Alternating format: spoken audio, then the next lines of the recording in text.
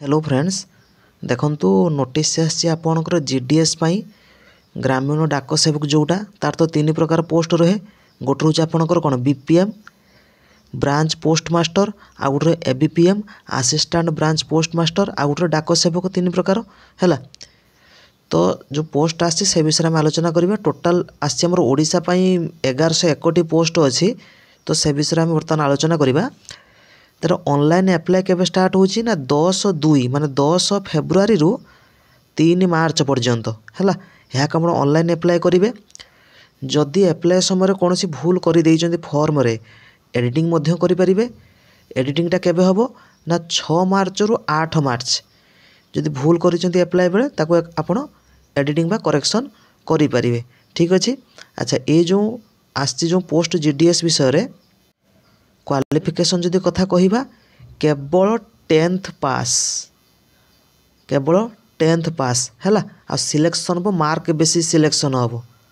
Selection को basis हम mark basis रे सिलेक्शन हम। आपणकर अति कम रे बयस 18 वर्ष होइथिबा दरकार। 18 वर्ष रु 40 वर्ष जो माने रिजर्व कैटेगरी से बयस बढ़ी थाए। ठीक अच्छे। मिनिमम 18 वर्ष होइथिबा दरकार। आपण केते वर्ष पर्यंत चाकरी करेंगे ना 65 वर्ष पर्यंत 65 वर्ष पर्यंत आप चाकरी करेंगे है। अच्छा बीपीएम कथा यदि बुझा तार सालारी कथा जो बुझा ना 12,000 रु 29,380 टंका सालारी रोचे कार बीपीएम रो।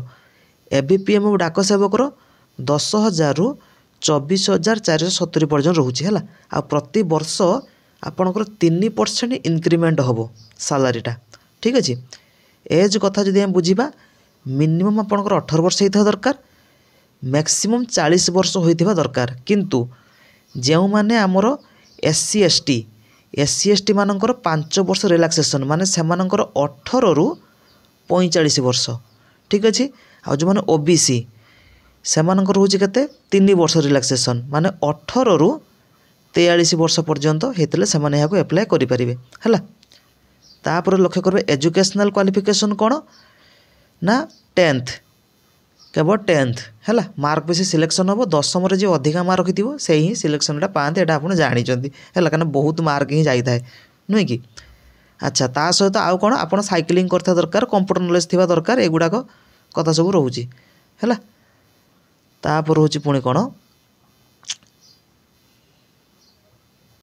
एप्लाय बेले कौन कौन दरकार से कथा यदि हम लक्ष्य करवा ईमेल आईडी दरकार मोबाइल नंबर दरकार आधार नंबर ता भी दरकार आधार कार्ड है। तासह आपणकर मैट्रिक सर्टिफिकेट जो को वर्ष पास कर भी थी। फोटो आउ सिग्नेचर फोटो आपणकर 50 KB रु कम होता दरकार सिग्नेचर आपणकर 20 KB रु कम होता दरकार। पेमेंट कथा यदि कहवा ऑनलाइन अप्लाई बेले 100 टंका पड़ुची पेमेंट क्यों मानक पाई ना जो माने यूआर कैटेगरी आउ ओबीसी कैटेगरी जो माने मेल पुओ पिला। ठीक अच्छे से माने देवे केते ना 100 टंका। UR general category OBC category पुओ पिला मानकर पड़ुची 100 टंका फी पड़ुची से मानको छाड़देल समस्त फ्री माने ऑल फीमेल एप्लिकांट माने यूआर फीमेल भी फ्री रोचे से एससी एसटी पिला फ्री रोचे पीडब्ल्यू पिला टोटाल सब फ्री रोचे है समस्त फ्री रोचे केवल यही मानकर यूआर ओबीसी मेल मानकर ही 100 टंका पड़ुची है। सिलेक्शन प्रोसेस तो आप जानते मार्क बेसी सिलेक्शन हम। ठीक अच्छे। तासह आपण लोकल लैंग्वेज जानिथिबा दरकार। आमे ओडिसा रे अप्लाई करूछन तो ओडिसा रो लैंग्वेजटा हमर कोन रहउची ओडिया रहउची ना तो आपण सब तो ओडिया जानिचंती नुई कि तो ताहा जानिथिबा आवश्यक रहउची हैला।